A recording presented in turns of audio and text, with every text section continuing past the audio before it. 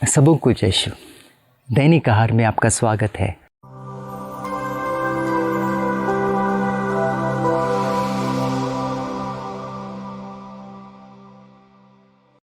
मित्रों, मेरे प्यारे भाइयों और बहनों, आज मैं आपको जजमेंटल मेंटालिटी के बारे में कुछ बताना चाहता हूँ। जजमेंटल मेंटालिटी, जिसे हम हिंदी में कहेंगे निर्णयात्मक मानसिकता का होना।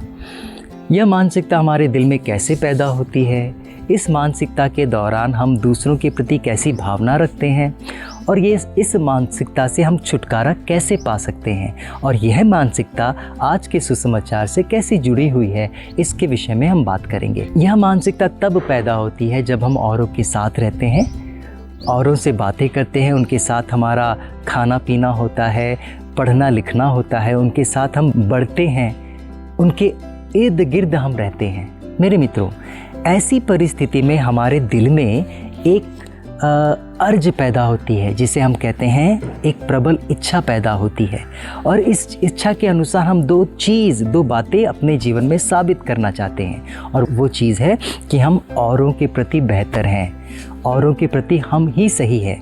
दूसरों के शब्दों में, अन्य लोग हमसे बेहतर नहीं हैं और अन्य लोग हमसे सही बिल्कुल भी नहीं हैं, और बिल्कुल यही बात हम साबित करना चाहते हैं। प्रभु यीशु के जीवन में यह दिखाई भी देता है, और प्रभु यीशु ने भी यही अनुभव भी किया। आप जानते होंगे, प्रभु यीशु जब नाज़रत गए, जब प्रभु यीशु अपने ही गांव में अपने लोगों के बीच में गए, उनके बुद्धि से भरी बातें सुनकर लोगों का रवैया कैसा था, प्रभु यीशु की प्रज्ञा भरी बातों को सुनकर लोगों ने क्या कहा, आप जानते हैं। मेरे मित्रों, लोगों के कहने का मतलब यही था कि यह व्यक्ति हमारे साथ ही बड़ा पला हुआ है, यह व्यक्ति हमारे साथ ही हमारे गांव में था, तो यह बुद्धि उसके जीवन में कहाँ से आई, यह प्रज्ञा उसे कहाँ से मिली। वो इस बात पर विश्वास करने के लिए तैयार नहीं थे कि उन्हीं के गांव में, उन्हीं के साथ बड़ा पला हुआ इंसान उससे ज़्यादा बुद्धिमान नहीं हो सकता, या उसमें इतनी प्रज्ञा आ ही नहीं सकती। जी हाँ मेरे मित्रों, मेरे प्यारे भाइयों बहनों, और यही निर्णयात्मक मानसिकता है। आज के सुसमाचार में भी बिल्कुल यही देखने को मिलता है। प्रभु यीशु एक गांव गए और उन्होंने एक अपदूतग्रस्त व्यक्ति को चंगा किया।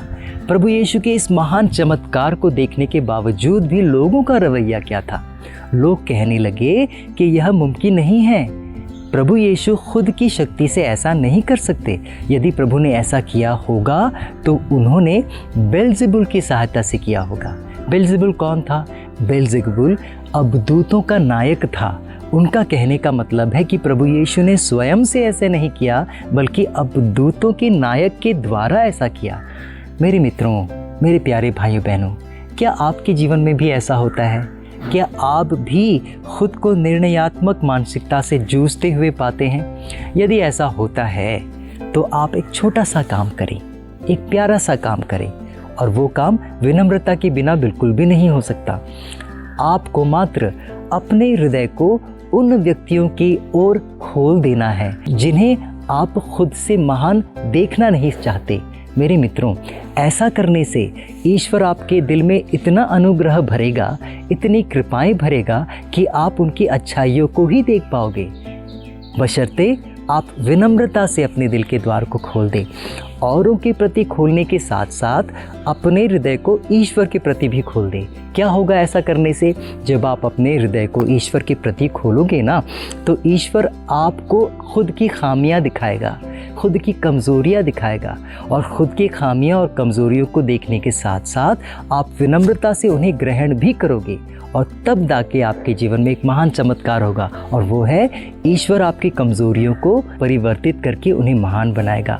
आप खुद ईश्वर की नज़र में महान बनोगे, भले ही औरों की नज़र में कमज़ोर ही क्यों न हो, ईश्वर की नज़र में आप महान बनोगे। सबों को जय शिव।